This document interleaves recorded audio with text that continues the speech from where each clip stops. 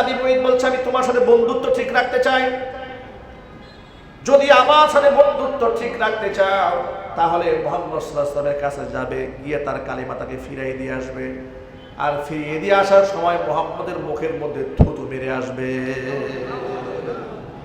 কপাল কত খারাপ! কাফের বন্ধুকে খুশি করতে গিয়া মুহাম্মদ সাল্লাল্লাহু আলাইহি ওয়াসাল্লামের বাড়িতে গেছে। হুজুরের কাছে গিয়ে বলে, মুহাম্মদ তোমার কালিমা তোমারে ফিরাই দিলাম। এই কথা বলে মুখ থেকে থুতু বের করে হুজুরের মুখের মধ্যে মেরে দিয়েছে। নাউজুবিল্লাহ জোরে বলে।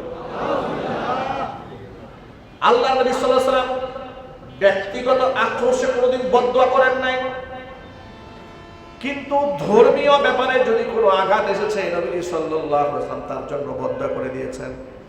এমন আচরণে নবী সাল্লাল্লাহু আলাইহি ওয়াসাল্লাম এত কষ্ট পেলেন আর এত ক্ষুব্ধ হয়ে গেলেন, হুজুর একটা ভবিষ্যৎবাণী করে দিলেন।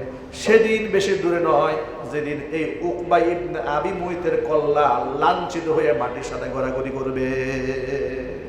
নাউজুবিল্লাহ বলেন। বন্ধুকে খুশি করতে গিয়ে সে কাজটা করেছে।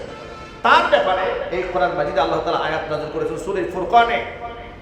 আল্লাহ রাব্বুল আলামিন সূরাতুল ফুরকান 19 নম্বর পারার একদম প্রথম পৃষ্ঠার মধ্যে বলেছেন, وَيَوْمَ يَعَضُّ الظَّالِمُ عَلَى يَدَيْهِ يَقُولُ يَا لَيْتَنِي اتَّخَذْتُ مَعَ الرَّسُولِ سَبِيلًا يَا وَيْلَتَى لَيْتَنِي لَمْ أَتَّخِذْ فُلَانًا خَلِيلًا لَقَدْ أَضَلَّنِي عَنِ الذِّكْرِ بَعْدَ إِذْ جَاءَنِي وَكَانَ الشَّيْطَانُ لِلْإِنسَانِ خَذُولًا।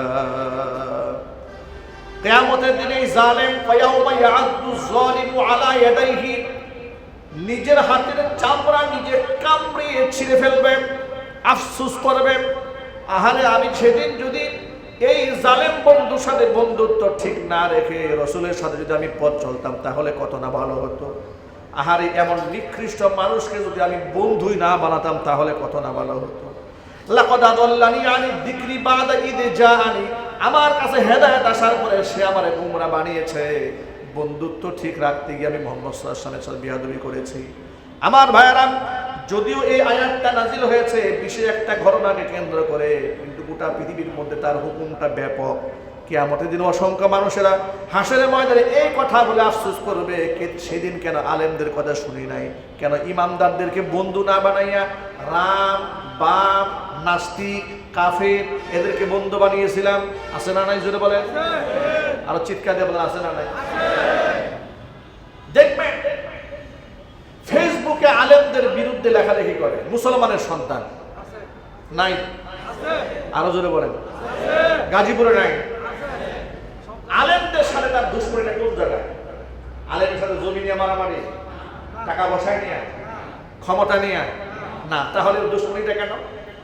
এমনও হতে পারে যে ওই আলেম এসে জীবনে চোখে দেখেও নাই, তার সাথে কোনো লেনদেনও নাই, উঠা পয়সাও নাই, আলেমের সমালোচনা করে ওই জালেম, তাহাজ্জুদ গুজারি আলেমের সমালোচনা করে বেনামাজি জালেম। কথা বলতে হবে, ঠিক কিনা বলেন? যার চরিত্রের কোনো বালাই নেই, না ঘরে বউয়ের পর্দা আছে না নিজের পর্দা আছে, নাইট ক্লাবে রাত্রি যাপন করে কিংবা বেপর্দা মহিলা নিয়ে রাত্রেবেলায় ফুর্তি করে, চরিত্র আখলাক বলতে কিচ্ছু নাই। ফেসবুকে আলেমদের বিরুদ্ধে লেখে, কেন লেখে? কারণটা বলে দিই। লেখে হচ্ছে এ হচ্ছে ওই দলের সদস্য যে দলের লোকেরা ভারতের রাম এবং বামদের কাছে বিক্রি হয়ে গেছে।